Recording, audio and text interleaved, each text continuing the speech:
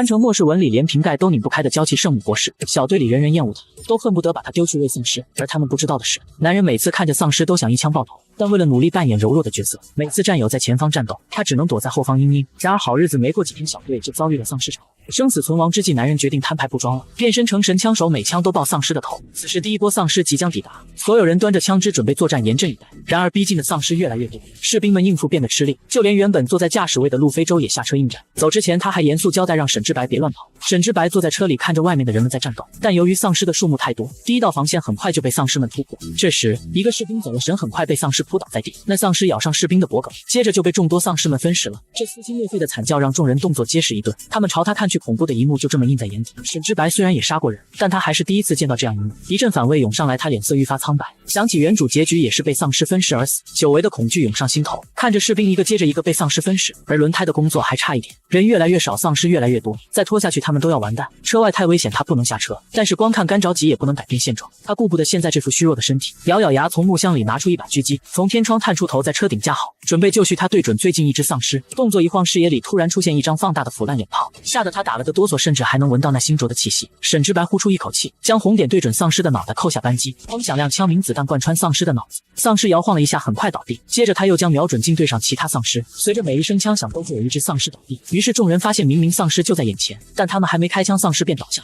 雷伊一脸莫名其妙地拨弄手中的枪支，环顾左右也没见有什么异常。贺七微抬下巴示意他往一处看，雷伊侧过头，视线扫向贺七那辆悍马时，便看到了悍马车的天窗开口处，沈之白探出半截身拿枪精准射击丧尸的画面，他忍不住爆了句粗话，这特喵是沈之白。贺七半眯着眼看着不远处的卷发青年，脸上满是耐人寻味。雷伊吞了吞口水，他什么时候这么猛？接着他丧尸也不杀，就直勾勾盯着沈之白，眼神中的火热毫不掩饰，这枪技这准头，这流畅漂亮的动作看得他想叫爹。江一也注意到了反常，下意识回头看向车子，便见到车顶露着半截身子的沈之白，他刚想开口骂人，下一秒似乎想到了什么，他仓皇回头，视线来回扫视着倒下的丧尸，果不其然发现倒下的丧尸脑门中心都有个黑洞，精准的就好像用尺子量过，无一例外。他看看沈之白，又看看丧尸，和雷伊如出一辙，忍不住爆了句脏话，我操！沈之白杀红了眼，莫名其妙穿越到危机四伏的末世，潜伏在心里已久的压力如洪流般宣泄了出来，以至于他脸上那变态的微笑根本没法控制，直到想起那一声修好了，才将陷入魔怔的他换了回来。他抬手抹去额角汗滴，眯着眼看向不远处的丧尸，最近的那一只已经拉开将近10米的距离，密集尸潮将会在2分钟后抵达，这时间足够。动作麻利，收起枪支，他心中有些不舍，这小宝贝又顺手又好使，估计只能摸这么一次。风声卷起落叶，抹撒在沥青大道上，伴随着丧尸滴滴滴嘶吼。沈之白突然觉得没有枪声好像太安静了些，他不安地扫视周围，发现对上的是众人一副见了鬼似的脸，就连平日里常常对他冷嘲热讽的江一也是一脸错愕。数秒后才后知后觉反应过来，焦弱的他好像翻车了。沈之白抱着枪支滑回位置，透过车窗玻璃看向外面的人，众人这才开始有动静。雷一声音响亮，准备撤。话音刚落，士兵们纷纷回到自己的车里，看见贺七等人朝着自己所在的方向走来，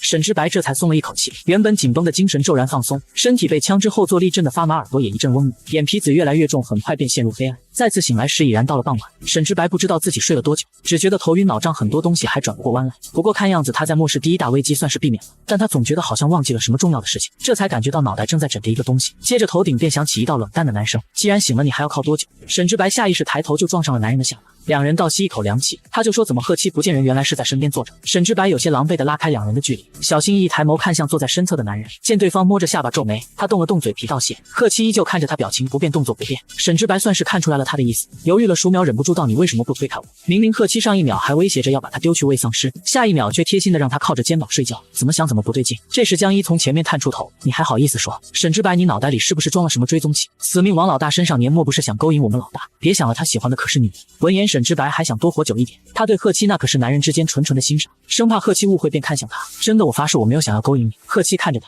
眸子里依旧没有任何温度，看不清情绪，发出嗯的一声后扭头看向窗外，见状沈之白有些摸不着头脑，看他那样还以为不高兴。江一嘲讽，就算你倒贴老大也看不上。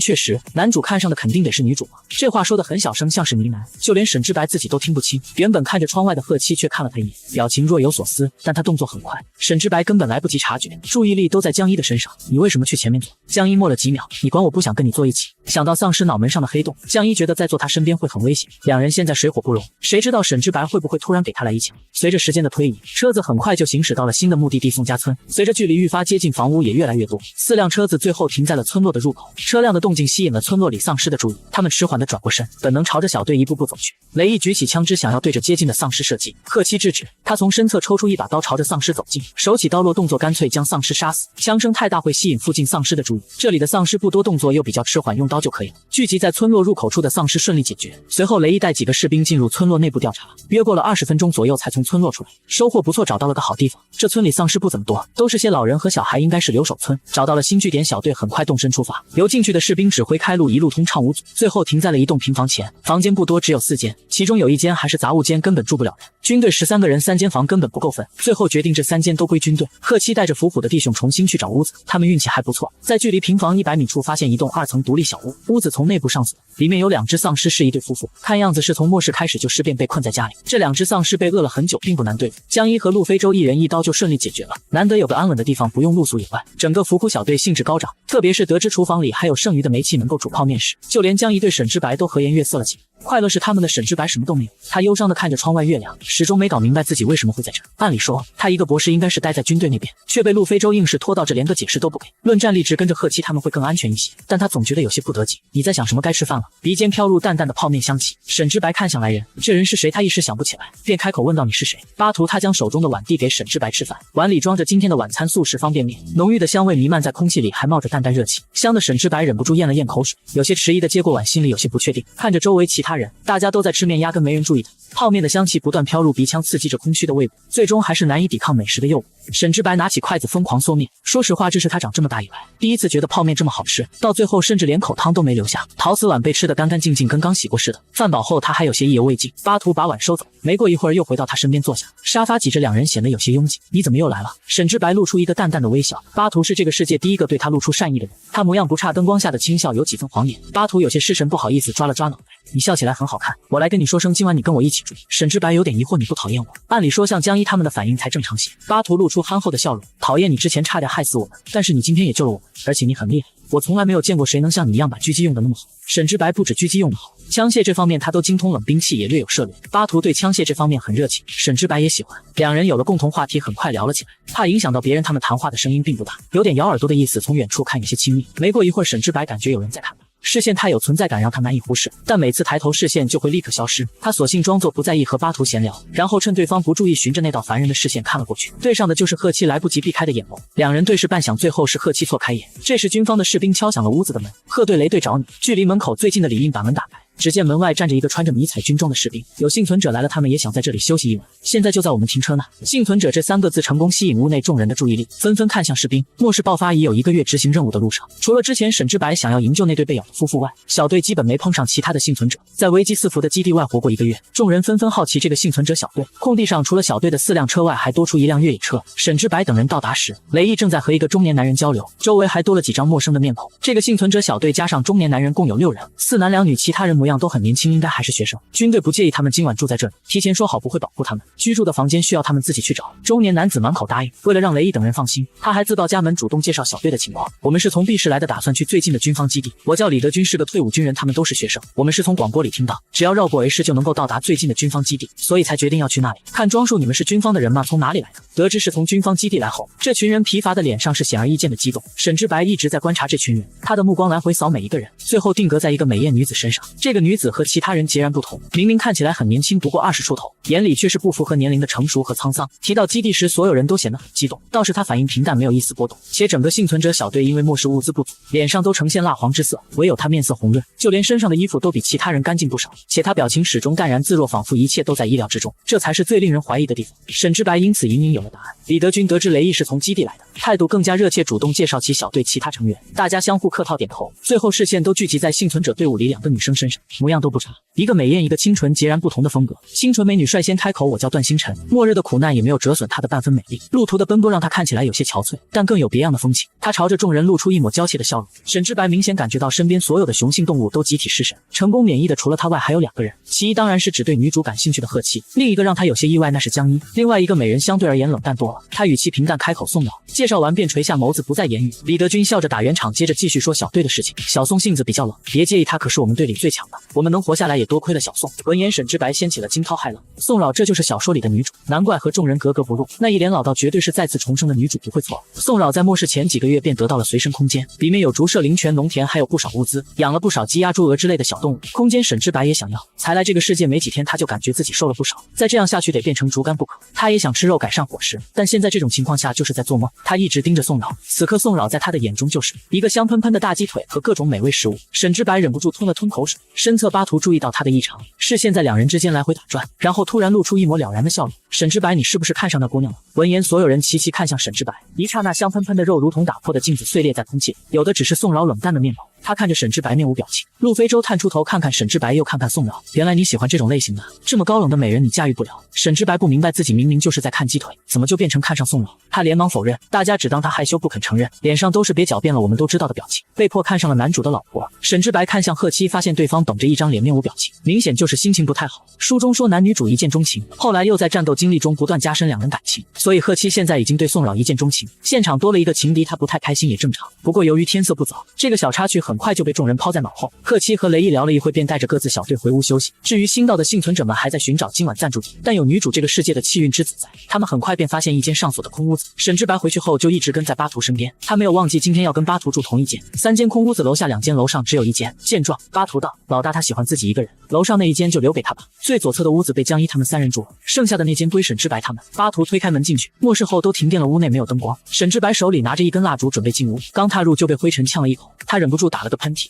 微弱的烛光将屋内照亮。从屋内的装束看是个孩子的房间，墙上贴着动漫海报，书桌上还放着一本5年中考3年模拟，被子叠得整整齐齐，许久没人住，落了不少灰尘。这么多天来他们都是在野外风餐露宿，今天难得能睡床，实在令人惊喜。沈之白揉着发红的鼻尖，在屋子里晃了一圈，然后将蜡烛粘在书桌上。我今晚不能睡这里，这里灰尘太多，待在这我老想打喷嚏。话音刚落便打了个响亮的喷嚏，这让沈之白眼睛都红了，湿意涌上眼角。一个人独享这张舒适的床让巴图太有罪恶感，他忍不住拧起眉，不行，那你今晚睡哪？总不能让你自己睡外面吧？沈之白指着客厅的沙发，我可以睡在沙发。这老实的汉子面露难色，我睡床你睡沙发。沈之白感到为难，自己这副娇气的身子，一进屋就鼻子痒，这个他真的没办法控制。要不然我们找人换屋子吧。2人磨蹭这么久，隔壁屋的江一等人早已经睡着，鼾声都可以透过墙壁传进耳里。就在2人僵持不下时，突然贺七出现在2人面前，你们怎么还不休息？贺七没睡着，隐约听到有动静就下来查看情况，见到的就是2人坐在沙发上满面愁容。巴图解释，沈之白睡不了那间屋子，一进去就打喷嚏。随后沈之白便感觉一道视线落到他脸上，他连忙保证真的。话音刚落，贺七的视线便移开，眉头微蹙，似乎在做什么决定。良久才到，你上去跟我一起。沈之白和巴图2人皆是一脸愕然，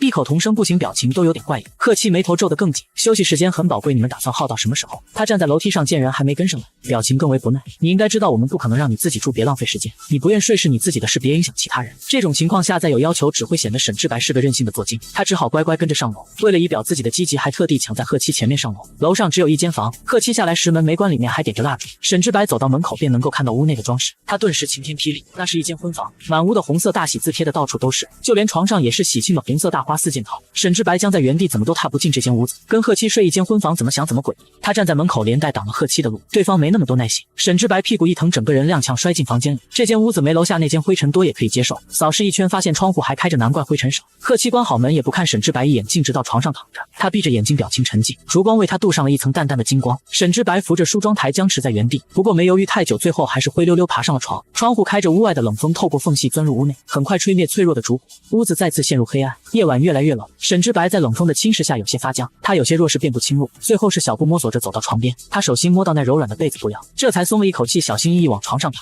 这张床的布置靠墙，贺七睡外面，这就意味着必须跨过它才有地方睡。于是他压到了一个温热的东西，那个东西发出一声闷哼，一只手扣住他的腰，毫不留情把人往旁边丢，身子重重地砸在柔软的床上。沈之白忍不住轻哼出声，周遭太黑暗，根本看不清路，摸索着就莫名其妙跑到贺七那一侧，想到贺七都已经睡着，却被他突然这么一下弄醒了。沈之白有些难为情，他小声道歉对不起。回答他的只有贺七平稳的呼吸声，看样子是睡着了，其实并没有。黑暗中，贺七睁着眼，手指轻微摩挲着手心，企图把刚刚诡异的触感剔除。手心残留的感觉奇异又微妙，他没想到一个男人妖会这样，又忍不住回想起之前捂住沈之白嘴巴时，手中的感觉也与现在如出一辙。闭上眼，脑中浮现的是沈之白形象，个子不矮，只比1米9的他矮了一个头，很瘦，也难怪妖会这么细。他侧着身，面对的是沈之白的背影，因为要睡觉，白色长袍被他脱下，只穿着单薄的衬衫。贺七经过长时间锻炼，夜视比沈之白好太多。他看见单薄衣物紧贴着沈之白的身躯，手心的触感再次回笼。看着眼前人的妖，贺七忍不住伸出手，在即将触碰到沈之白时，却蓦地停住，收回手。意识到自己刚刚想做的荒唐举动，贺七内心复杂，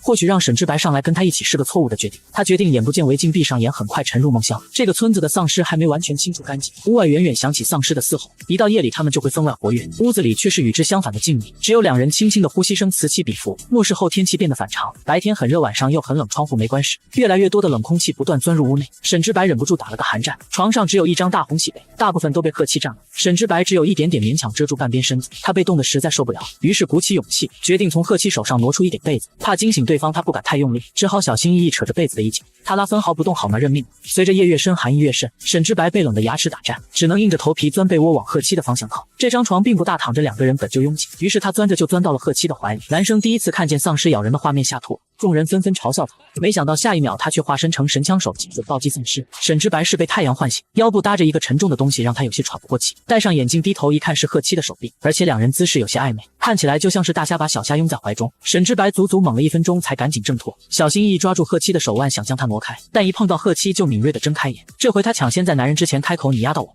贺七收回手，低低应了声。不知道为什么，沈之白总感觉自己好像被摸了一下。天亮了，贺七眯着眼，一手撑起自己的身子，刚清醒时的声音略微沙哑磁性。沈之白小声说：“又多活了一天。”接着起床，把自己的外套穿好，然后看向贺七。此时的贺七还保持着原来的姿势，敛着眉眼，不知道在想些什么。原本是一幅美好的帅哥出行图，却被床上的喜庆4件套破坏了气氛。美男红背大喜字，怎么看怎么怪异。沈之白觉得辣，眼睛嫌弃的移开视线。贺七刚好看向他，没有错过他脸上一闪而过的嫌弃。帅哥无语，不知道自己怎么又惹到他了。沈之白正想下楼，余光却瞥见贺七手边落了个精致的玉佩。这玉佩是原主平日里好好挂在脖子上，沈之白想可能是昨天睡着不小心弄掉了。他走向贺七，停在他身边，然后指指玉佩，又指指自己：“那个玉佩我的，麻烦你帮我拿一下，谢谢。”“你不会自己拿吗？”玉佩就在贺七侧边，只要伸手就可以拿到，但看起来贺七压根没有要帮他的意思。沈之白叹了口气：“那麻烦你让一让。”说着想伸出手去够自己的玉佩，但贺七就像没听到似的一动不动，明显就是故意的。沈之白也来劲了，他一手撑着床，一手伸出越过贺七想去够玉佩。当他的指尖感受到独属于浴室冰冷的触感时，门啪嗒一下打开，来人动作很大，门撞在墙壁上发出砰的一声巨响。沈之白突然被吓，整个人往贺七身上扑。门口响起一道略带尴尬的男声：“我操，老大一大早就玩得这么开啊！早餐已经做好了，迟迟不见两人下来。”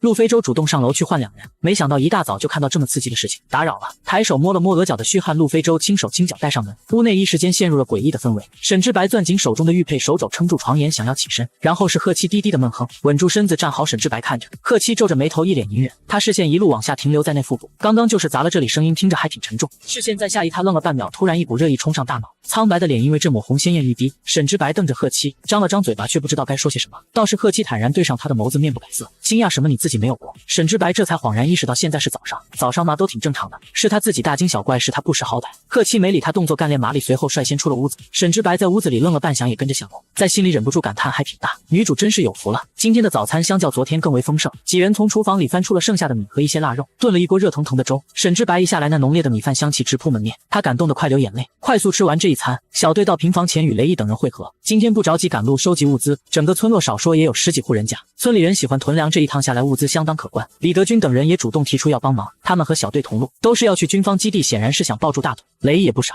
幸存者小队的心思他看得明明白白，并没立即答应下来。若一群人都是些拖油瓶，答应只会给军队带来更大的麻烦。趁着这次收集物资，他要看看这个小队是否值得留下。搜寻队伍很快分配好，大家自行和各自熟悉的人组队，3人一组。宋老这次是铁了心要跟着军队一起，他当即从空间里拿出了一把最锋利的刀，准备在这场战斗中拿出真正实力给军方看。3个科学家可以不参与，沈之白也是其中之一。雷毅还特地派了2个士兵专门保护他们的安全，但沈之白不乐意，说什么也要加入。他始终坚信一个道理，想要活下去只有变强。考虑到枪声太大会吸引附近的丧尸，这次的要求是用刀把丧尸给解决。军队里每人都会配备一把匕首，佣兵小队有自己趁手的冷兵器。相比之下，沈之白什么都没有，他本来就不在战斗成员之内，没有武器，看着就像来捣乱的。雷毅无奈道：“沈之白，你就别闹了，虽然你会用枪，但是这是另一回事。现在没有多余的武器分给你，你还是去和宋博士他们一起吧。”沈之白一脸认真：“我有武器，而且我想帮忙。”眼看着乌云渐渐在空中凝聚，一点点遮盖住阳光，雷毅忍不住拧眉，懒得再和他磨蹭，随意打了。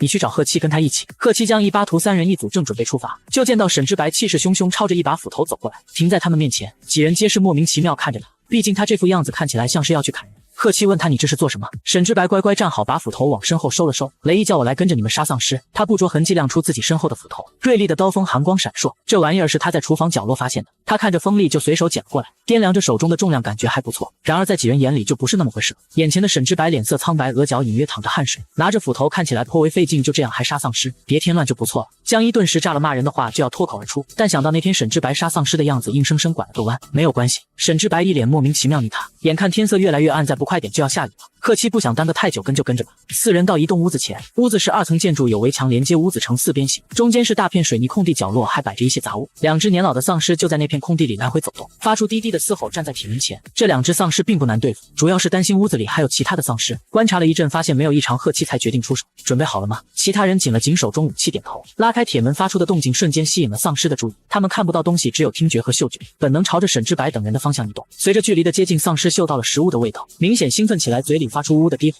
贺七把铁门重重的关上，响声刺激的他们更加狂躁。食物就在眼前，丧尸猛地扑向铁门，铁门隔绝了2只丧尸，他们从铁门缝隙中伸出手，不停撞击，想要冲破这个阻隔。时机成熟，江一和巴图举起手中的刀具，利落扎穿丧尸。这栋屋子里搜出了2袋大米、一些腊肉和村里人自家做的泡菜。这家人还养了些家畜，院里放了不少鸡笼子，但是里面的鸡已经不见所踪，有点可惜，但收获还算可观。这些物资就由巴图先拿去队里放好，小组里还剩下的3人继续去剩下的屋子里收集。天色愈发阴沉，看样子很快就要下雨，他们不得不加快进度。沈之白拿着这个，还有这个拿好别掉了，说好是来杀丧尸锻炼。沈之白觉得自己好像变成了一个搬运工，斧头背在身后，他怀里抱着一堆食物和药品。丧尸早就被贺七他们解决了，他连根毛都没碰到。一些屋子没有丧尸，不需要动手，直接进厨房找物资，但是大部分屋子里都有，每间最多不超过5只，解决得很轻松。他们很快就完成了任务。这时尖锐的女声划破空气，听着声音是段星辰，看样子就在不远处。沈之白他们赶到时，其他人也都在屋子里。段星辰惊恐地瞪大眼睛，蜷缩在最角落，他的面前是刘明正倒在地上，一脸痛苦地被2只动作迟缓的丧尸分尸，面部睁眼珠子不停向内翻，脸色逐渐变青，丧尸病毒正一点一点蔓延他全身，最后刘明彻底变为丧尸，2只丧尸还在不停咀嚼肉体。这一幕让众人看得反胃。沈之白踉跄着脚步走到墙边，忍不住干呕。饶是宋老这个在末世生活了5年的人，见到这一幕也忍不住拧紧眉头，但他还是率先反应过来，走近手起刀落。杜林将段星辰从地上扶起，后者苍白着脸，红着眼，小声抽噎。出了屋子，令人作呕的气息消散不少。宋老看向段星辰，怎么回事？段星辰抹了抹眼泪，我跟他一起搜寻这间屋子，本来我们以为没有丧尸了，结果一开门就有2只丧尸扑过来，他把我推开，自己就被丧尸咬了。说到这里，段星辰的眼泪止不住往下掉。杜林点头，刘明和星辰一起，我在另一间屋子里，当我听到动静时，感到他已经被咬了。2人都是段星辰的追随者，即使到了末世依然初心不改，为了拯救自己的女神，刘明确实能够做出这样的事情。末世后大家对死亡都习以为常，小曲很快就过去。每个小组继续搜集物资，争取在下雨之前收集完。段星辰则因为这件事受到刺激，提前去休息。在这场意外事件里大出风头的是宋老，他的魄力明显超过了在场大部分人。沈之白明显感觉到贺七看向宋老的视线里多了一分欣赏，而看向自己的满是嫌弃。不为别的，在场所有人当中就他在不停的干呕。江一实在看不下去，沈之白你能不能有点出息？闻言沈之白红着眼睛摇头不能，他也不知道这副身子什么毛病反应这么大。巴图有点担心，要不你先回去休息吧，你本来也不需要面对这些。强压下身体的不是他，固执跟在几人身后，要是连这点小事都克服不了，那以后还怎么变强？小队超额完成任务，为了加快进度，雷毅让他们来帮杜林小组。眼下就是最后一间屋子，沈之白感觉身体恢复正常，他掏出身后的斧头，主动申请这回让我来。贺七暴毙看着他，你又要整什么幺蛾子？江一也想看看没有枪支他怎么杀丧尸，老大他想来就让他来呗。仿佛遇见了沈之白哭着喊着求他们救他的样子，他勾起一抹恶劣的笑意。见状，贺七同意了。4人到达最后一间屋子，这屋子也有围墙，布置类似于他们去的第一间屋子。从铁门看去，院里有4只丧尸，一家4口全齐了。江一幸灾乐祸，怎么样，你要一个人对上4只丧尸吗？只有2只成人丧尸，其余2只是儿童，只要方法得当就不难对付。沈之白捏紧手中的斧头，这一切的前提是他的攻击对丧尸有效果。这副身子力气小，但也不是没有，只要有技巧击杀丧尸也不是什么难事。沈之白熟知这点，现在就看实践效果如何。江一非常热心地为他拉开了铁门，然后一把将人推了进去。沈之白猝不及防，脚下踉跄，不小心踢到了门口的铁罐。漫无目的走动的丧尸听到声音，瞬间找到了目标，朝着沈之白的方向齐齐扭头。末世暴雨来袭，开始重新大洗牌。小队人人觉醒单系异能，唯有废物男生觉醒的是双系异能。就在刚刚，沈之白举起手中的斧头，待丧尸离他仅有1步之遥时挥动，丧尸没有躲避，一是直直朝着他而来。锋利的斧头直逼丧尸脖颈，一声闷响，头颅轻松切落在地，掉在脚边。然而丧尸血却溅到他身上，不过他正兴奋于自己的攻击，并不在意。很快，第二只丧尸扑了上来，沈之白用刚刚的手法对付剩下几只丧尸，轻轻松松，并没耗费多少力气，成功击杀完剩下的丧尸。沈之白很欣喜，他拎着滴血的斧头回头朝几人咧嘴一笑。见状，江一头皮发麻，看向他的眼神多了一份惊惧。巴图咽了咽口水，不知道该说什么，最后默默竖起大拇指。唯有贺七眯着眼，不知道在想些什么。这家人有囤粮的习惯，物资丰厚，每个人手里都提着满当当的东西。回去的路上，几人各怀心事，唯有沈之白一手拿物资，一手拎着自己手中的斧头，心情愉悦哼小曲。路过一间屋子时，他蓦地升起一种不祥预感。果然，一只丧尸以迅雷不及掩耳之势窜出来直扑贺七，他手里正拿着东西，尽管反应迅速，也没办法立刻抽出武器。丧尸发出兴奋的吼叫，正当他即将触碰到贺七一瞬间，大脑被击穿，空气中溅射开腥臭失血。贺七敏锐闪身，这才躲过被弄脏的麻烦。只不过刚才那一幕太过惊险，其余人都惊魂未定，而沈之白刚刚的行为纯粹是因为本能，身体下意识动作，反应过来时一切已经自动完成。也许这是世界的男主保护机制，其实不用沈之白出手，贺七自己也能躲开，但他还是认真跟沈之白道谢。沈之白豪迈摆手示意他不用客气。贺七薄唇微抿，看着他的眼神多了丝异样色彩。这一切沈之白没有在意，他的视线落在眼前的丧尸上，脸色有些微妙。这只丧尸不对劲，他比以往见过的任何一只都要快，甚至还有意识去埋伏人类。刚刚周边明明没有任何动静，他又突然窜出来。物资运回队里意味着这次任务完成，10几户人家收获非常可观。整个小队一共找到了近20袋大米、10几袋面粉，还有些腊肉、泡菜等村民腌制的食物。等天色完全暗下来时，紫黑色的天空中裂开一道闪电，接着响起轰隆雷声，豆大般的雨滴砸在地上。一开始只是几颗，接着越来越多，很快打湿地面。所有人聚集在平房里，等待雷毅的下一个指令。雷毅看着屋外的雨，垂眸思考一阵，接着道：“今天再休息一晚，明天继续赶路。这是末世后的第一场雨，自从末世后天气变化就没再下过雨。”看着屋外的雨，众人都觉得新奇，唯有宋老面色难看，他皱紧眉头，脸上难得有了别样的表情。沈之白每次见到他，永远都是那副无视一切的表情。这个异常就连雷毅、贺七也注意到。雷毅看向他，问道：“怎么了？”这个雨不对劲。宋老是重生过的人，自然也记得末世后的每一次巨大变化。在这场雨过后，末世格局重新大洗牌，丧尸数量暴增，淋过雨的人类在一夜过后都变成了丧尸，人类开始出现异能者，就连丧尸也开始进阶。大家千万别碰雨水，这是酸雨，听说是酸雨，再也没人产生想去触碰。宋老望向屋外，看着不停坠落的雨滴，再次警告：现在只能待在这里等雨停，千万不能碰雨水。这末世第一场雨，说不定有古怪，还是小心起见。闻言，沈之白隐约觉察到了一些异样，能让女主这么慎重对待，这场雨也许另有玄机，甚至有可能会改变一些东西。总而言之，听女主的肯定没问题。这场雨直到深夜才停下，平房里挤不下这么多人同时休息。雨停后，大家纷纷回到自己原本所待的屋子里。沈之白今天还是得和贺七睡，这晚两人倒是默契不少。贺七在黑暗里叫了他一声，沈之白下意识朝他的方向看去。你今天杀丧尸那招是谁教你的？那个技巧并不是人人都会，一般只有军队里的少数兵种才会使用。可沈之白只是一个在实验室里做研究的科学家，怎么会懂得这些东西？包括经历尸潮时所展示出的枪技，没有5年以上不可能打得这么好。不排除这是他自己的兴趣爱好，经常练习。但贺七就是感觉突兀。我爷爷他是军人，原主爷爷是个军人，部队里也常常会使用这个技巧。这么说倒也合情合理。你学了多久枪技这么好？很多年了，这话倒是不假。原来的世界，沈之白确实学了很多年，但他万万没想到贺七会这么谨慎。下一秒手就被一只粗粝的大手罩住，沈之白想抽回，却被那只手攥得很紧，接着手心被对方挠了挠，痒痒的。贺七松开声音低沉：你骗人！你说你练了很多年的枪，手上却没一点老茧，一摸就是十指不沾阳春水，这样一只手却能打出老练又利落的好枪，很矛盾。沈之白，你很奇怪。或许我该问的是，你到底是不是沈之白？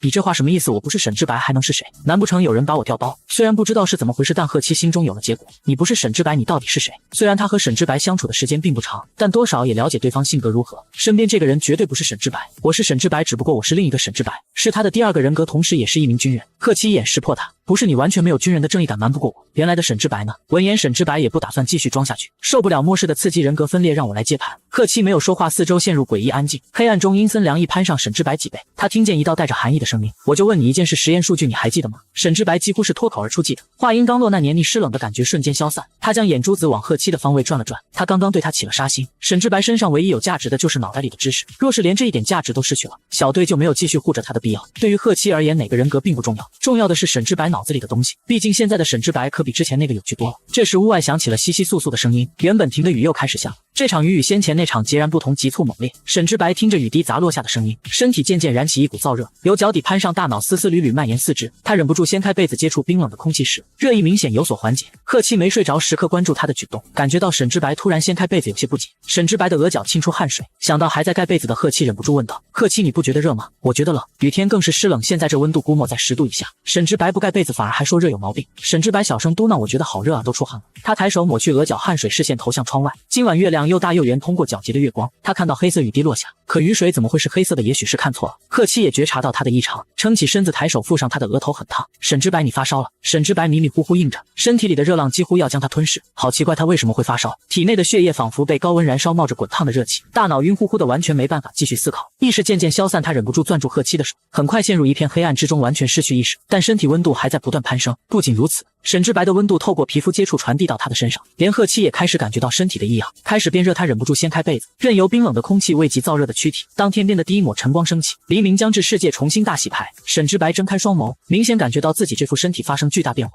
具体是什么也说不清，总而言之就是很舒畅。身侧贺七早就醒了，正靠在床头看着自己的指尖发呆，觉察到沈之白的动静，开口道：“醒了，你昨天是不是也感受到很热？”沈之白点头坐起，揉着额角：“我还以为要被热死了。”贺七示意他看着自己的手指，接着指尖冒出一道小小的电流，噗呲一声，很快就消失在空气中。沈之白一脸惊讶异能，原来这场雨所暗示的就是这个意思。贺七若有所思地点点头，他看向沈之白：“那你是什么异能？”沈之白摇摇头：“我不知道。”那你试着想象他模仿贺七的样子。沈之白盯着指尖，竭尽全力感受身体的异样，然而一无所获。难不成他没有觉醒异能？这也未免太惨烈。末世后的强者多半是异能者，没有异能的普通人就算再怎么厉害也只能当个陪衬。然而试了2、3回依然没有任何变化，他的心凉了半截，我好像没有。这时沈之白的指尖冒出一颗小小的藤蔓，在空气中挥舞，是木系中规中矩的异能，虽然不太符合他的预期，不是太过强势的异能，但总比没有好。不错，我下去看看其他人的情况。说完，贺七离开屋子，只剩下沈之白一人。他起来稍微活动身子，明显能感觉到这场雨过后，除了觉醒异能，身体也被强化不少，体内力量充盈，和之前根本没得比，力量积蓄过多，产生想要发泄的想法。他晃了一圈，最后停在屋子里唯一的木质衣柜前，实在忍不住。屋子里响起一声巨响，他目瞪口呆看着眼前碎裂的衣柜，忍不住吞了吞口水，太过了。巨大的动静成功吸引一楼众人的注意，楼下传来江一吼声：“沈之白，你又干嘛了？”“没事，有东西不小心摔了。”突然成了大力金刚。沈之白能想到的合理解释就是他同时觉醒力量强化型异能，木系力量双系，能够觉醒2种异能，对沈之白而言是个意外之喜。这个世界设定的异能类型有很多种，第一种是普通元素型金木水火土，第二种是变异型风雷冰，第三种是身体增幅型力量速度视力听力，最后一种是特殊型空间精神。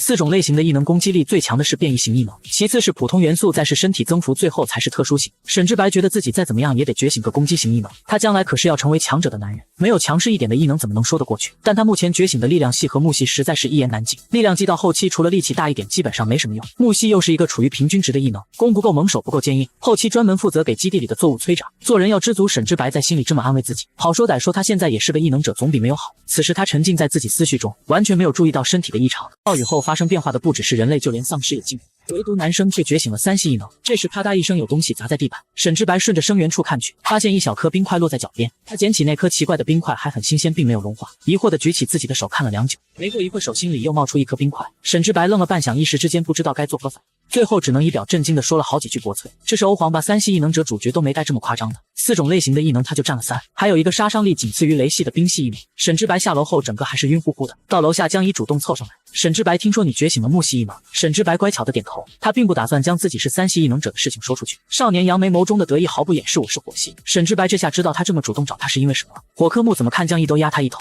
帅气的大人从来都不跟小孩计较。沈之白点点头，以示自己知道了，然后走向巴图。身后江一不甘心地捏紧拳头，感觉自己就好像一拳打在棉花上，浑身难受。巴图抓了抓脑袋，露出一抹憨笑：“土系。”贺七是雷系，江一是火系，巴图是土系，每种异能都与自身特性多少有些挂钩。至于沈之白自己身上的3系，他想了半天，最后得出的结论是欧皇不需要常理，所以整个伏虎小队除了李英之外全都是异能者，一个队伍5个人中有4个是异能者，数目相当惊人。沈之白在心里感叹，男主小弟们有一点。吃完早餐后，大家收拾好各自的东西，到军队平房处集合。昨夜的雨早就停了，天气晴朗，地上没有积水，干燥的就好像没有下过雨。雷毅一见到贺七便快步迎上来：“昨天的异常注意到没？今天一早醒来后，有不少人发现自己获得了能力，你的能力是什么？”贺七微微点头表示雷系。雷毅接着挨个说明：“军队里除了我是风系外，只有一个士兵觉醒了金系，还有就是宋博士觉醒了火系。幸存者小队里只有2人，宋饶火系，段星辰水系。你们那边呢？”贺七略略思忖说明情况，所有人瞠目结舌，果然是人比人气死人。众人看向他的目光更加热切。贺七补充：“沈之白是木系。”这话说完，霎时沈之白感受到了来自四面八方的视线，惊喜、嫉妒，各种各样的情绪都有。自那天失潮后，沈之白在众人心中的形象有一个新的颠覆，他算帮小队解除了困境，但是有些人记坏不记好，依旧看他不顺眼，吐槽这种人也能觉醒异能，老天还真是瞎了眼。沈之白知道他们是故意的，看了一圈发现说话的人多半是没有觉醒异能，他心态一向很好，压根没把这些人的话放在心里，笑道：“对啊，就连我这种人都能觉醒异能。”说完他使用异能，指尖冒出一根小嫩芽，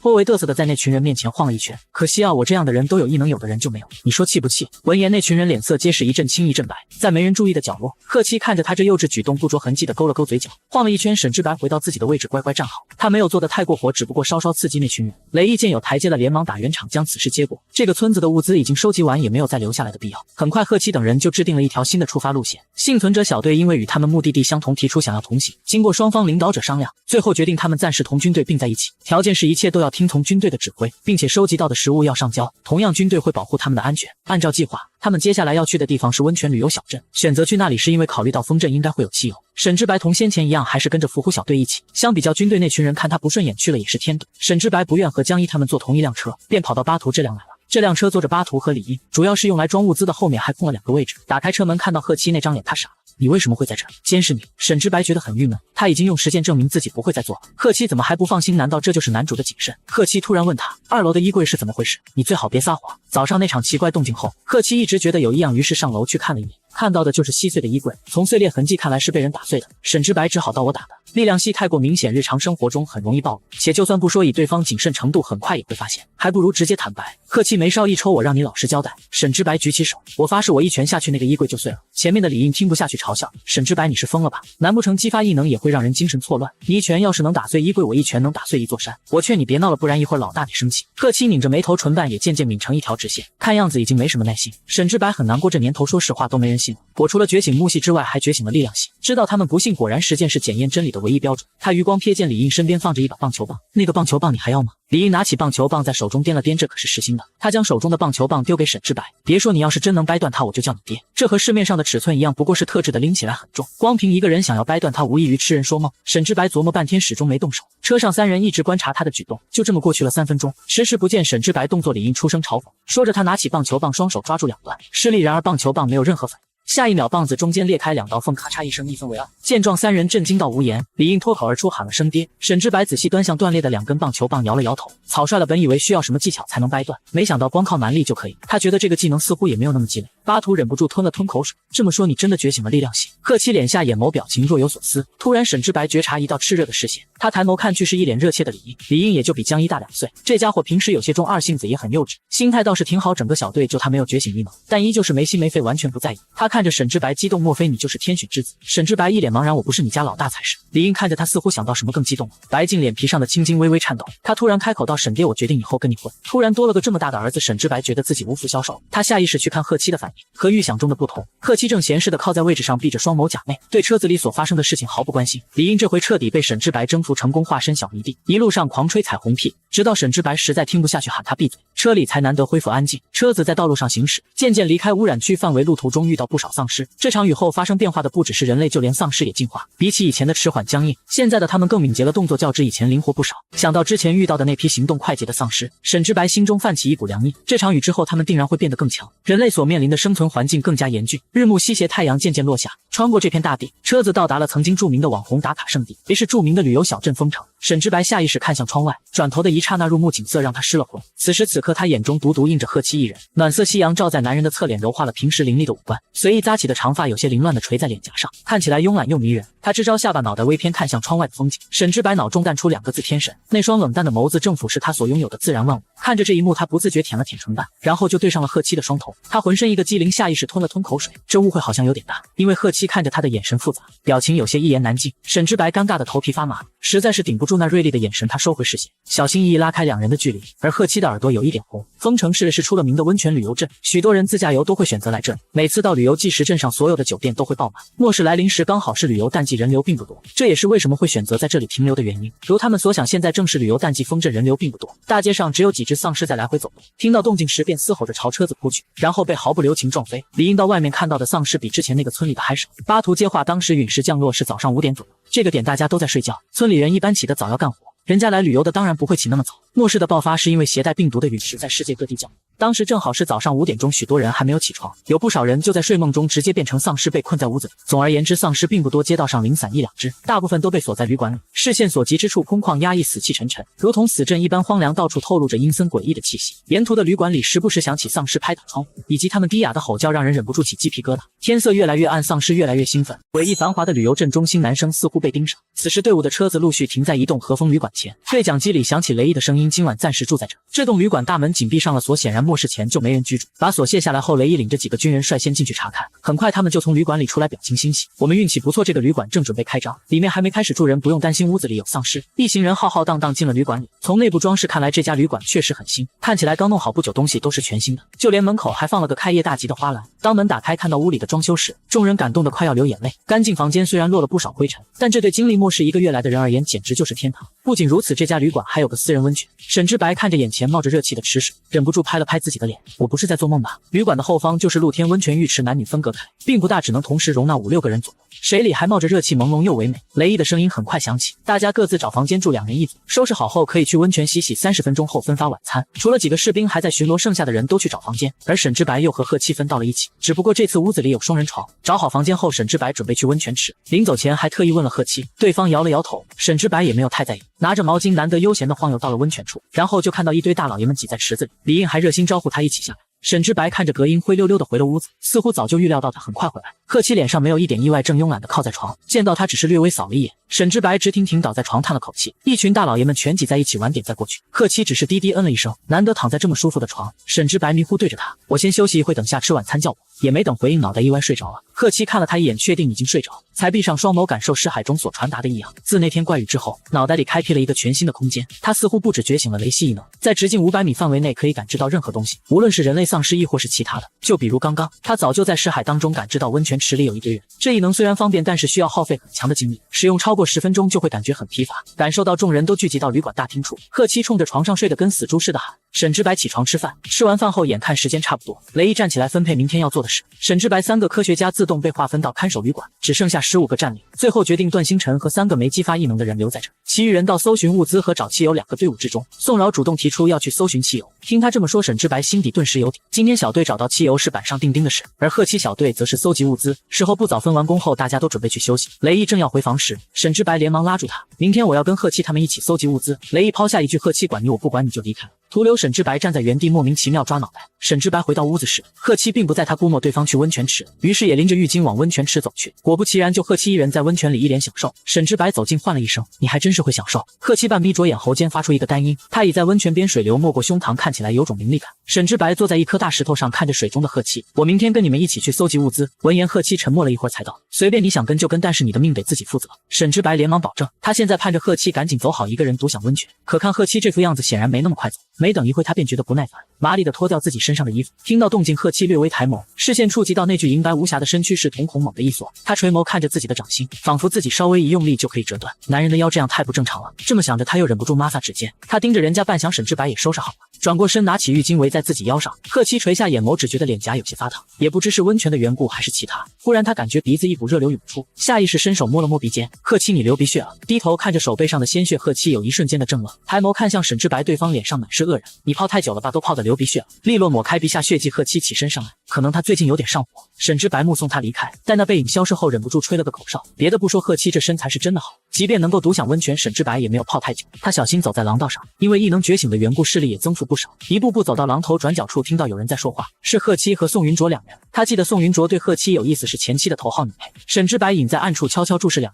贺七背对着他看不清表情，身上已经穿好衣服，而宋卓云穿着浴袍，露出半截细长小腿。此番来找贺七，看得出是特意的。沈之白唇角掠起一抹玩味，贺七的反应很冷淡。找我做什么？宋卓云柔声唤道，朝着贺七伸出手。贺七不着痕迹地避开宋云卓的手，矜持。宋博士自重。宋云卓并没有因为贺七的拒绝而气馁，对他而言，这样的贺七更迷人。越难以得到的男人越有征服感。他扭动腰肢继续逼近贺七，脱贺七的服。沈之白就这么在暗处大饱眼福。队伍3个女生中，宋云卓不是最好看的，但是她的身材是最好的。贺队，我喜欢你。贺七始终面无表情，面对眼前的尤物毫无兴趣，甚至可以说是避之不及，后退一步与宋云卓拉开距离。抱歉，我不喜欢你。这回答在宋云卓的意料之中，但他还是想试试。贺七面无表情看着他，我喜欢平胸，淡定抛下话。徒留站在原地石化的宋云卓大步离开。沈之白在一旁偷听，自然也听到了这句话。宋扰就是平胸，果然男主只爱女主。他回到屋子里，贺七已经躺在床背对着他，看起来已经睡着。哪知刚碰到床垫，就响起了贺七的声音。看不出来你还有偷听的爱好。沈之白尴尬一笑，我是不小心听到的，不好意思打扰你们就没出声，绝对不是故意偷听。你怎么知道我在那里？贺七嗤笑，你咽口水的声音那么大声。沈之白老脸一红，连忙扯开话题，看不出来你居然会拒绝宋云卓，他身材这么好。原本对沈之白多少改观的贺七，听他这话眼中多了一丝鄙视，但他还是认真解释，我不喜欢他。沈之白朝他摆摆手，你喜欢平胸吗？他戏谑看着贺七，玩心大起，模仿着宋云卓的动作，拉着自己的浴袍，裸露银白的肩头，捏着嗓音道贺队。贺七闻声抬眸，瞳孔猛地一缩。沈之白见他这反应，觉得有趣，调笑道，要是宋云卓是平胸，说不定这事就成。没想到贺七好像突然被激怒了般，猛地从床上弹起，接着沈之白感觉到一股力量推着自己，力道使他向后倒在柔软的床。接下来发生的事我替你们看了。这个夜晚两人各怀心事，第二天谁都没有再提昨晚的事。一夜好眠，沈之白睡得很香，贺七却没怎么睡好，眼底是明显的青黑。看到贺七的黑眼圈，陆飞舟忍不住问道，老大昨天没睡好？岂止没睡好，他整晚都没合眼。江一连忙问道，怎么了？是不是沈之白又给你添乱？见江一这么不分青红皂白就说自己沈之白不干了，你有什么证据？老大跟你一个房间，不是你还有谁？老大你就说是不是？贺七点点头又摇摇头，最后似是想到什么，表情整个阴了下来，浑身散发低气压。昨晚不知道为什么他一闭上眼，满脑子都是沈之白，娇滴滴的喊着贺队。贺七整个人都要疯了，干脆睁着眼到早上。所以说都怪沈之白，但是仔细一想又不能全怪他。他最气是沈之白那一声贺队把他喊得气反应了。他越想脸色越黑，决定以后要离沈之白这家伙远一点。见他黑脸，谁都不敢再出声，直到雷毅的出现才打破僵局。按照昨晚分配好的队伍，大家各自出发。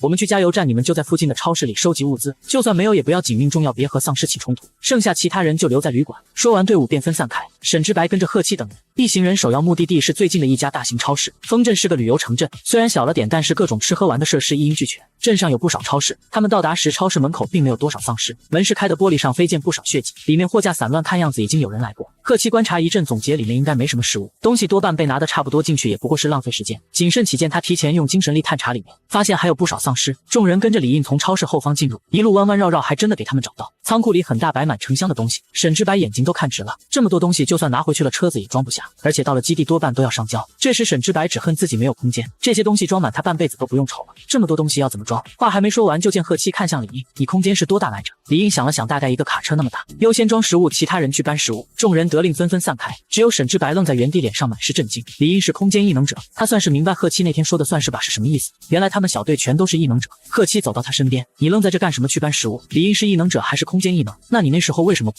这话说到一半，沈之白就闭上了嘴。贺七他们毕竟不是军队的人，凡事都要留一手，自己和他们也不算很熟，没告诉他也很正常。贺七的做法没什么不对，但总觉得很不得劲。他转身走去食品区，身后贺七看着他的背影，忍不住皱起眉头。难不成是因为他们瞒着他生气了？看着沈之白的背影，贺七犹豫了一阵，还是没跟上去。得气就气吧，他那么在意干嘛？李印的空间有限，没办法把仓库里的所有东西给装满，即便如此，收获还是很可观。他空间里面的所有物资都是属于整个小队的，足够他们几人用很久。异能者使用异能都会耗费一定的精力，包括空间异能者也是。他把自己的空间装满后，整个人脸色苍白如纸。老大，我有一点想吐。巴图扶着浑身发虚的李印，看他的模样确实不太乐观，应该是异能使用过度，装不下就别装了，把车子装满，我们先回去。考虑是来收集物资，6人开了2辆车出来，附近丧尸没有那么多，有被吸引过来的，也很快就被解决掉。此番之行还算顺利，他们将车子塞满后便准备回旅馆，一切太过顺利，不知为何沈之白觉得有些不安。超市的对面是一家旅馆，里面时不时传来丧尸敲打窗户的声音。忽然他觉察一道诡异的视线在他身上停留，冰冷黏腻，仿佛有一条蛇在身后爬行。末世降临，丧尸开始进化出不具备思考意识，而男生被丧尸袭击受伤感染，桎梏突然消失。沈之白应声快步走向车子，坐的依旧是原来那辆。巴图见他脸色苍白，担忧道，你脸色很难看，怎么了？沈之白语气带着一丝不确定，我刚刚好像看到人了。他指着对面旅馆的其中一个窗户，车内众人纷纷朝着他所指方向看去，但空无一物，只有微微摇摆的窗帘，并没人。李应经过小镇休息后精神恢复不少，哥你不会看错了吧？那里什么都没有啊。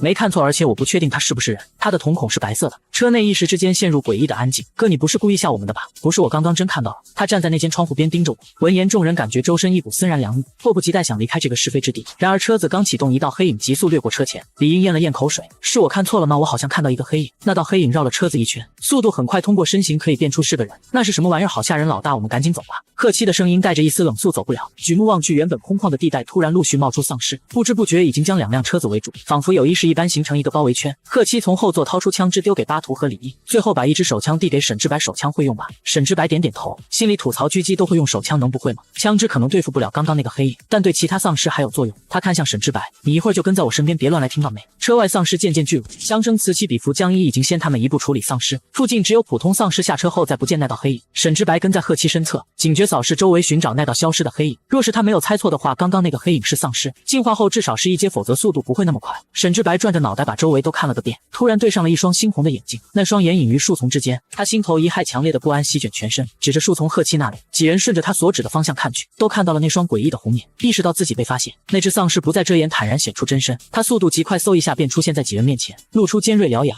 眼前丧尸一身黑，显然是刚刚出现的黑影，他的出现使得附近丧尸变得更加亢奋，就连超市里的丧尸也听到感招，全涌出来。贺七沉声吩咐，你们解决其他的，这只我来对付，尽量用枪，实在不行再用异能。异能对付丧尸伤害高，但是消耗大，一旦透支身体就会强制休息10分钟内不能动，这10分钟足够致命。贺七的无视激怒了一阶丧尸，他呲着獠牙发出一声嘶吼，接着运用自己的速度优势发起进攻。一阶丧尸动作极快，獠牙和爪子锋利无比，几个来回却始终在贺七身上讨不到好处，还挨了雷异能的一击。他渐渐意识到自己打不过眼前这个男人，猩红诡异的瞳孔来回扫视，目光停留在沈之白身上，他怪叫着朝贺七扑去，接着生生拐了一个弯直奔沈之白。预料到这个一阶丧尸有可能会攻击自己，沈之白早有防备，身子后退一步避开攻击。他使用异能召唤出一根又粗又长的藤蔓，重重抽在丧尸的身上，啪的一声巨响，藤蔓将丧尸击飞10米远，重重砸在不远处的车上。这还是沈之白第一次用异能实战，木系和力量系相结合造成的威力让他大吃一惊。看着被丧尸砸凹的车子，沈之白出声感叹，这威力实在绝了，多来几下他觉得自己能把这丧尸抽死。发现自己在2人身上都讨不到好处，丧尸发出一道凄厉的嘶吼，尖锐的声音超出了耳朵可以承受的范围。沈之白忍不住拧起眉头，他运起异能朝丧尸走去，想要彻底解决这个噪音的源头。刚走2步就被贺七一把拖回来，别忙！贺七冷声警告。捂着耳朵看着丝毫不受影响的贺七，沈之白震惊到，你不觉得难受吗？没有回答他，锐利的眼眸警惕扫视周围，有东西来了。从嘶吼响起的那一瞬，贺七就感知到有东西朝着这里接近，很有可能是他喊来的帮手。他的话不明不白，沈之白只能自己猜，难不成他喊帮手了？嘶吼停下，周遭再次恢复安静，丧尸慢悠悠地从车上爬起，阴冷的视线锁定2人。车后缓缓走出另一只丧尸，他身上干干净净，除了青白色皮肤和红色瞳孔，看起来与人类无异。沈之白惊出一身冷汗，丧尸的外表越接近人类，说明等级越高。眼前这只比刚刚那只一阶丧尸干净太多，这个至少是2阶。若不是贺七刚刚拦着他，正想道谢，对方却先他一步开口，第一只交给你，新来那只我处理。2人1秒进入战斗状态，对付这2只进化过的丧尸，枪支在这里起不到任何作用，他们唯一能靠的就是异能。一阶丧尸直扑沈之白，只见一道黑影闪过，甲边掀起一道厉风，沈之白躲过丧尸的攻击，眸中闪过冷意。这只丧尸不好对付，速度极快，藤蔓如果抓不住他，根本没办法击杀。虽然还有个兵系在身，但不到最后一刻他不想暴露。他催动木系异能，藤蔓在空中挥舞，直袭一阶丧尸。未等藤蔓触碰到丧尸，就快速躲开。青色藤蔓不停追踪一阶丧尸，一追一躲，不像打架，倒像在玩游戏。另一边，贺七和2阶丧尸成对立之势，时不时会分心注意沈之白那边的情况。一人一尸，谁都没有先出手。2阶丧尸已经初步具备思考意识，直觉告诉他眼前这个男人很危险，自然不会像1阶丧尸一样莽撞，他在寻找破绽。贺七秉持着敌不动我不动的原则，安静站在原地。沈之白此时干脆不追，直接收起藤蔓，就这么直挺挺地站在原地。丧尸感知到藤蔓的消失，奇怪地停下来，他看向沈之白，又张望了一下，没见到自己惧怕的绿色藤条，便觉得可以攻击，抄起爪子。然而没有料到的是，沈之白这回根本不打算使用木系异能，爪子逼近大脑，眼见就要落在上面，他兴奋的瞳孔都闪着异光。沈之白眸中兴奋更甚，身子快速一旋，反手抓住丧尸的手腕往前一扯。丧尸没料到他会突然抓住，明显一愣。沈之白趁此抄起拳头，直接砸在丧尸太阳穴上，咔的一声细响，丧尸的脑袋滑落在地上。贺七一直注意他那边的动静，余光瞥见丧尸扑向沈之白，当事人一动不动，毫无防备，心下一紧，正想出手营救，然后他就看到了刚才那一幕，突然感觉一阵恶寒。接着丧尸的脑袋到了他脚边，他上前对着丧尸的脑袋来了一个雷球，空气中弥漫浓烈的焦味。对面的2阶丧尸见自己的同伴被解决，明显焦躁，趁着贺七低头使用雷球的瞬间发动袭击。沈之白抬头就见到2阶丧尸想要偷袭，连忙喊道小心。贺七早就察觉他的到来，扬手就是一个雷球。2阶丧尸感知到危险，快速闪避，他拉开几十米的距离，意识到自己打不过，环顾四周，明显想要逃离。他速度快，沈之白想拦也拦不住，最后还是让他跑了。最后看着丧尸消失的方向，抓了抓脑袋，我觉得他还会回来。从这只丧尸会偷袭人的行为看来，他绝对是个老阴逼，说不定一会就等着在哪里偷袭我们。贺七抬头看向天空，沉声去找他们。天色开始变得异常，太阳被乌云遮住，四周暗沉，天边却泛起一丝诡异的红霞。不对劲，得早点回去。沈之白点头，跟在他的身后，却觉得自己好像忘记什么，视线掠过那颗黑焦的脑袋，然后灵光一闪，快步走到到死绝的丧尸身边，差点忘记这玩意了。见状，贺七也跟上去。只见沈之白从附近捡来一根棍子，不停在那团焦黑里翻找。他皱眉看着他的举动，问道：“你这是做什么？”“找东西。”话音刚落，那团焦黑里出现一颗剔透的晶体。沈之白挑出晶体捏住，示意贺七：“快看，找到了，就是这个。是什么东西？”贺七眯眼看着他指缝间的透明晶体，约有小拇指大小，棱形无色，剔透，有点像钻石，自然光线下闪烁晶莹光泽，挺漂亮的。沈之白解释：“这叫晶核，这东西会出现在1阶级以上的丧尸脑子里，可以用来提升异能，后期会成为流通货币。”贺七沉吟道：“晶核是你自己取的名字？”料到他会怀疑沈之白道：“你没看过末世小说？”见贺七疑惑，他突然怪叫：“不会吧，不会真的有人没有看过末世小说吧？”贺七额角一抽，忍不住捏紧拳头，这话怎么听起来让人这么不舒服？不会吧，你还真没看过啊？贺七表情僵硬，拳头松了又紧，紧了又松，最后乖乖摇头：“没看过，麻烦你告诉我。”沈之白也不再逗他半真半假解释，很多末世小说都写过丧尸脑袋里会有晶核，我就试着找了找，没想到还真有。顿了顿，他接着道：“人会进化，丧尸也会，我估计刚刚那个已经进化到1阶了，另一只可能是2阶。”他端起手中的晶核，这个东西能干嘛我也不知道。贺七若有所思的点点头，没有再多问，心底却有了计量。他信了他装的，沈之白肯定知道些什么，也不打算戳穿，只道快走吧。不知不觉，两人被丧尸引到了超市后的停车场，车子停在超市门口，需要重新绕过去。沈之白走在贺七后面，时不时回头看一眼身后，生怕那只跑掉的2阶丧尸突然折回来偷袭。回头4、5次没有任何异常，也渐渐放下心。看样子那只丧尸是真走了。贺七则时不时仰头看着天空，眉头紧抿。这天更诡异了，越来越红，迎面吹过一阵冷风，有东西从空中飘落下来。沈之白停下脚步，伸出手接住飘落的雪絮，越下越多，整片大地都被落雪染上白色，苍凉又美丽。贺七并没有因为落雪驻足，与他拉开了一定距离，得赶紧回去。他停下脚步，回头，眸色深沉，白色雪花落在他身上，不显得狼狈，反而意外美好。沈之白唇角偷偷弯起一抹笑意，趁着簌簌落雪，整张脸都生动起来。贺七对上他的眼，两人视线粘结，一股淡淡的情愫在空气中漾开，难得的氛围却被几道锐利的水刃击得粉碎，以水凝结而成的剑刃破开空气，割裂雪花直直朝着贺七飞去。沈之白眼眸陡然瞪大，看着即将击中贺七的水刃，哑声道：“小心！”话还没说完，他就感到身体被一股强烈的力道拉着，反应过来时，耳边响起沉重的扑哧声。他听过很多遍是利刃刺穿身体的声音，谁被扎到了？沈之白贺七震惊的声音打断他的思绪，这还是他第一次听见贺七发出这么失态的声音。沈之白转着脑袋想要寻找贺七，却发现他正在自己身后，表情震惊又动容，身上完好，并没有受伤。记得两人离得很远，贺七怎么就在自己身后？沈之白心中郁闷，但更费解的是，水刃明明直逼贺七，他为什么没有受伤？这时腹部传来一阵剧烈的痛，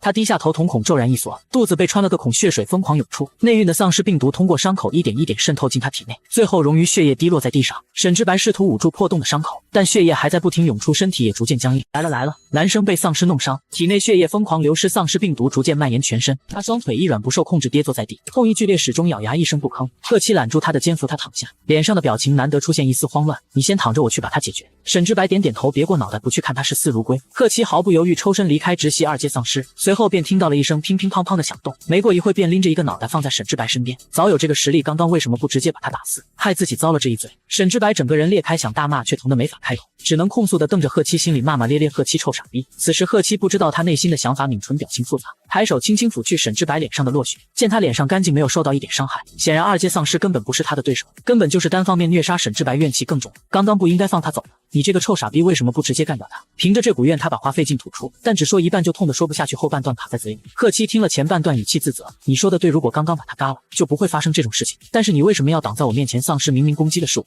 视线落在沈之白狰狞的伤口上，眼眸一阵波动，我自己可以躲开。这话听在沈之白耳里就变了味道，这话是嫌弃他多管闲事了。虽然很想否认自己并没有，但看到贺七难得露出一副大狗狗神情，怪可怜。违心道：我不想让你受伤。果然这话让贺七身子明显一震，看着他的目光愈发郑重。见状，沈之白心底略起小小得意，但因为失血过多，本就苍白的脸竟几乎透明，血丝爬上眼球，整个手全青，这是湿化的迹象。贺七张了张口，却不知道该说什么，只能抓紧他的手。沈之白哑声道：我被感染了。现在这个时候还没有办法消除丧尸病毒，感染了只有一个下场湿化。他不想沈之白死，不想他因他而死。身体的异样，沈之白也明显感觉到，他已经失去知觉，意识也在逐渐剥离。沈之白是死过一次的人，他不怕死亡。欣慰的是，死前总算把事情的原委都捋清楚，那股力道沈之白知道是怎么回事。世界男主保护机制之前在那个村里也发生过类似，身体不受控制去保护贺七，这回想必也是一样。这副身子早就该撕掉了，能活这么久，估计是借了贺七这个男主的气运。唯一不满是当肉盾4法也太憋屈了点。令他意外的是贺七的反应，恍惚之中好像看到贺七那双眼里滴落一颗晶莹液体，滴落在沈之白的玉佩上，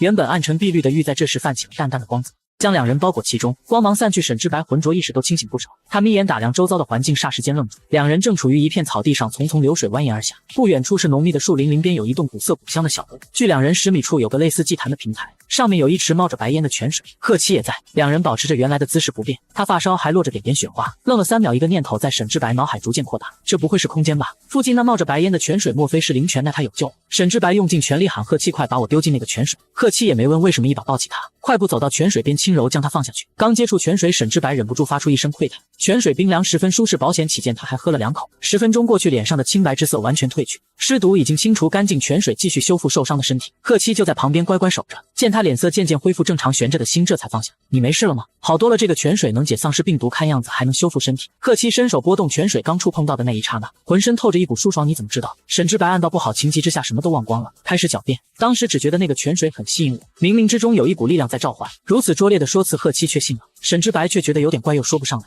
只能尴尬扯出一抹笑容。两人相顾无言。良久，贺七打破沉默，认真道：谢谢你刚刚帮我挡伤。沈之白嘴角一抽，要是没猜错的话，贺七要说的是挡伤害他，半敷衍答道不用谢，他又不是自愿的。想了想，又补了一句我不想让你受伤。哪知贺七听到这话后，整个耳朵突然烧红一片，碧绿的眸子又露出了那副大狗狗的神情。此刻他的内心想法是：沈之白是不是喜欢我？浸泡在泉水里，沈之白的衣服被谁打湿？不忘看一眼自己受伤的小腹，上面光滑细腻，哪里还有一点痕迹？泡完后，他率先朝不远处的房屋走去，收起脑中杂乱的想法。贺七大步走到他身侧，那我们现在是在哪里？是怎么来的？这话问到点上了。沈之白当时意识模糊，究竟发生什么？他也不知道。当时有什么异常吗？我们进空间之前，贺七略略思忖，你的玉佩亮了。沈之白勾出脖梗处的玉佩，应该就是他了。原主的玉佩是随身空间，他万万没想到。抬眼看向贺七，那么问题来了，为什么贺七会在这？还有这个玉佩是谁激活的？到底属于谁？注意到他的目光，贺七停下脚步。你这么看着我做什么？沈之白迟疑道。这个空间到底是谁的，还是共有？试试不就知道。如果我们都能进出这个空间，不就意味着是共有？